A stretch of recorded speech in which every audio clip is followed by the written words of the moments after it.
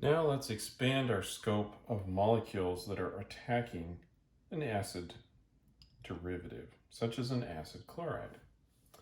In this case, we're talking about an amine attacking. So, amines are capable of adding to an acid chloride to form an amide. So we'll start off with this acid chloride, butanoyl chloride, and we're going to add to it 2 equivalents of this amine.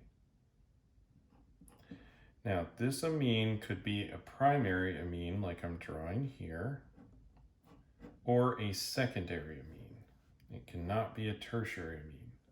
And when we look at the mechanism, this will explain why. And the mechanism will also explain why we need 2 equivalents of the amine.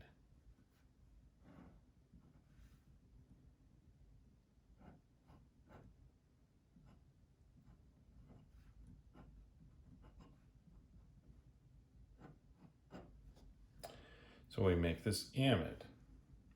And of course, we will also have a chloride hanging around and a protonated amine. So actually what that would look like is this.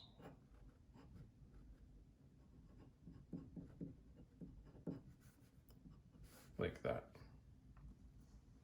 So it would make the ammonium salt. Now, let's look at the mechanism for this, and that will explain a few things about this reaction.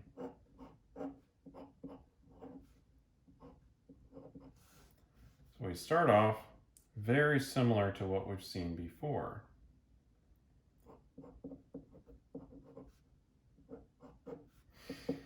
We have a nitrogen, and that nitrogen is relatively nucleophilic, and so it can attack the carbonyl, just like so. And when it does that, we'll get this intermediate, where the oxygen has a negative charge, just like we've seen before. We have the chloride, which will eventually leave. We have our nitrogen here that has been part of the attack. Now this nitrogen has now an extra hydrogen on it, so it's plus charged. Now this is where the second equivalent of nitrogen base, or amine, comes in. It's going to act as a base and pick up this proton.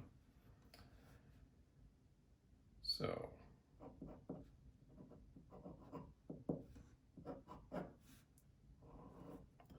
it comes in, deprotonates this amine, and we form the amide. Well, almost.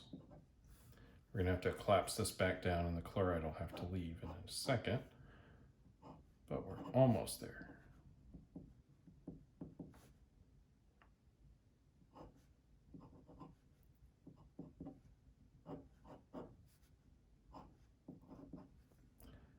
Now we collapse it down, chloride leaves, and we form the amide.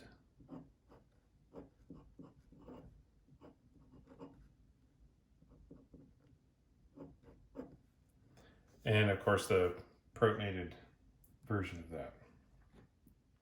Now, hopefully we can see why we need 2 equivalents of the amine, because one of them will be protonated, and then once it is protonated, it's no longer nucleophilic, and so it's not capable of doing another attack.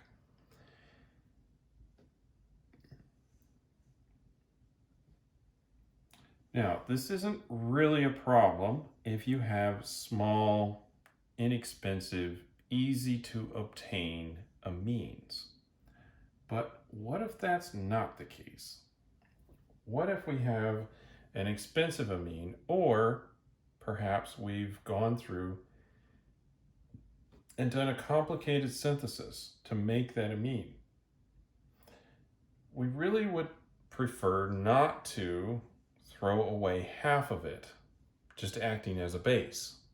So certainly there must be some other base that we could include that will not react with the acid chloride, but still be capable of deprotonating the hydrogen. And typically this is done with other nitrogen bases. Now, I mentioned that we can do this reaction with either primary or secondary amines. You can't do this with a tertiary amine because we would not be able to deprotonate a tertiary amine. There's no protons available. And so when you got to this stage, or you could not get beyond right here because it would still have the charge.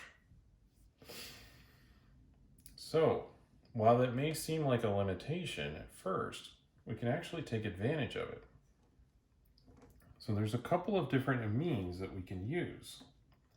One is pyridine, which is an aromatic amine, so it's pretty stable.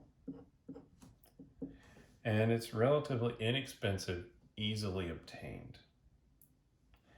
This can take the place of the deprotonating step here. So when you do this, you can simply add one equivalent of the amine that you wish to end up in the amide and add another equivalent of pyridine or a tertiary amine. And typically that means triethylamine.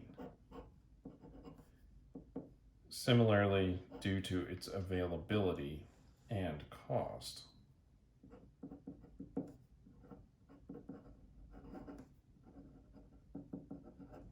You'll often see triethylamine abbreviated TEA.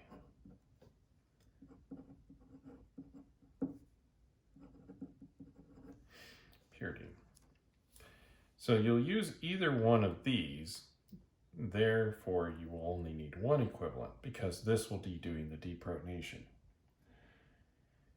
And they have the added advantage that they cannot go beyond this step. So if they attack, which they could attack the carboxylic acid here, they'll get stuck right here. And then it will collapse back and this will come off and a new one will, and the amine that can actually form and drive the reaction forward can do so. And so while you can have this add here, it will be reversible. And so therefore you'll be able to go to the product with only using one equivalent of the amine that's actually ending up in the amide. The other equivalent can just be this dummy base down here. So that can be an effective way of making amides from acid chlorides.